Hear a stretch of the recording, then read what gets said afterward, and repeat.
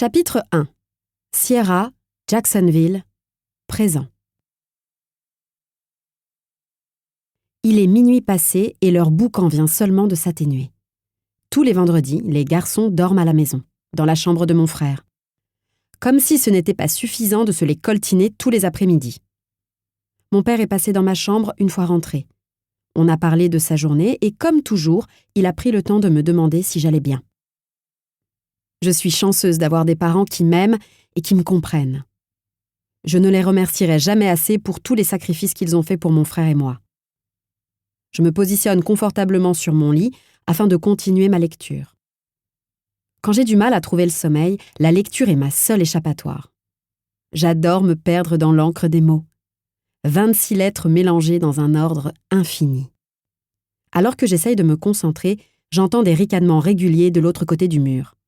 Bordel. Fermez-la, bon sang! Les rires s'arrêtent quelques secondes. Si t'es pas contente, l'emmerdeuse, t'as qu'à te coller des boules caisses. Logan! Réprimande mon frère. Je souffle bruyamment alors qu'ils continuent leur messe basse comme des enfants de 10 ans. Estéos et moi avons beau nous chamailler de temps en temps, je sais qu'il m'aime autant que moi je l'aime, même si ça ne change pas mon envie régulière de lui faire bouffer ses potes. Je me réveille en sueur. Encore une terreur nocturne. Vont-elles cesser un jour? Un soupir rempli de fatigue s'échappe de mes lèvres. J'essaye tant bien que mal de calmer mon cœur qui bat fort, très fort. Je prends mon portable afin d'y voir affiché sur l'écran 4 heures du matin. Ma chambre est plongée dans le noir. Ma gorge me gratte tant elle est sèche. Je décide de me lever et de sortir de ma chambre à pas de loup pour descendre dans la cuisine. Je me sers un verre d'eau que je finis en quelques secondes avant de me rediriger vers les escaliers menant à l'étage. Quand je m'apprête à monter, la présence d'une personne me heurte l'esprit. Je relève la tête et découvre Hunter. Il rit en voyant mes yeux écarquillés. « Excuse-moi de t'avoir fait peur », finit-il par dire. Je souris faussement et lui cède le passage. J'entends qu'il se sert un verre d'eau. « Sierra ?» Je tourne simplement la tête vers lui. Je suis assez mal à l'aise de me retrouver avec lui, seul dans la cuisine, la nuit. Les amis de mon frère n'ont jamais été mes amis. « Ça va ?» Il me pose la question dans un chuchotement presque inaudible. Je l'observe sans rien répondre. Ses cheveux blonds contrastent avec ses yeux sombres. Il a les traits fins et son visage dégage une aura angélique. Au bout de quelques secondes, qui semblent une éternité, il me désigne la chaise en face de la sienne pour m'inviter à m'y asseoir. Après hésitation, je tire la chaise qui grince légèrement et m'installe, attendant une réaction de sa part. Il inspire et reprend. « Tu sais, les garçons et moi avons remarqué ta gêne. » Sa remarque sonne comme une question. L'impression qu'il choisit ses mots avec précaution me fait sourire nerveusement. « À vrai dire, continue-t-il, c'est surtout Jayden le problème, n'est-ce pas? Il l'a compris, tu sais. » Mon souffle ralentit. Est-ce que mon frère leur en a parlé? Ou peut-être l'ont-ils deviné? Ma jambe tape frénétiquement contre le sol. J'angoisse. Et comme s'il lisait dans mes pensées, Hunter efface mes craintes. « Ton frère n'a jamais rien voulu nous dire. On a juste fini par déduire qu'il a dû se passer quelque chose. Et je cherche juste à te rassurer. » Il me lance un sourire et continue sa tirade. Je ne le coupe pas, parce que je ne veux pas le blesser. Au fond, que ce soit moi ou mon inconscient, nous savons tous les deux que chaque mot émis par sa bouche revient à parler à un sourd. Sache que je suis là si besoin. On est tous là. Et crois-moi, Estéos fera un massacre s'il apprend que quelqu'un te fait du mal, dit-il en riant doucement. Tout ça pour dire que tu m'as, moi. Et même si Logan peut parfois se montrer vache, il ne mord pas. Quant à Jayden, je ne sais pas ce qu'il se passe avec lui, mais d'une certaine manière, je te comprends. Ce mec a beau être mon meilleur pote, certaines facettes de lui me sont encore inconnues. J'inspire doucement pour ingurgiter ces mots comme un foutu calmant. Merci.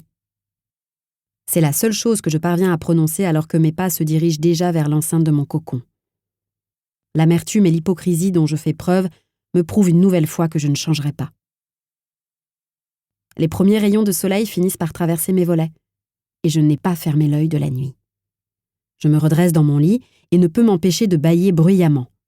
Je referme mon livre à présent terminé et remets en question mon existence sur cette terre. Ramenez-moi auprès de mes personnages fictifs. Je finis par me forcer à sortir de mon lit et comme une boucle infernale, je me dirige mécaniquement vers la salle de bain dans laquelle j'effectue ma routine quotidienne. Brossage de dents, douche, et je saute l'étape du maquillage avant d'enfiler un sweat à capuche noire et un short assorti. Aujourd'hui, c'est samedi, je compte clairement camper chez moi. Descendu au salon, je remarque qu'il est plus de 10 heures et que personne n'est encore réveillé. Mes parents sont sûrement encore dans leur chambre. Je décide donc, magnifique ange que je suis, de me mettre à la tâche de préparer le petit déjeuner pour tout le monde. Pendant que je verse la pâte à pancake sur la plaque, j'écoute Love in the Dark d'Adèle.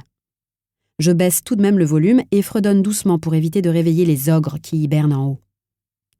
Je me retourne pour poser les assiettes sur la table et pousse un cri en voyant Jayden à quelques centimètres de moi. Il rattrape de justesse la pile d'assiettes et la pose sur la table sans un mot.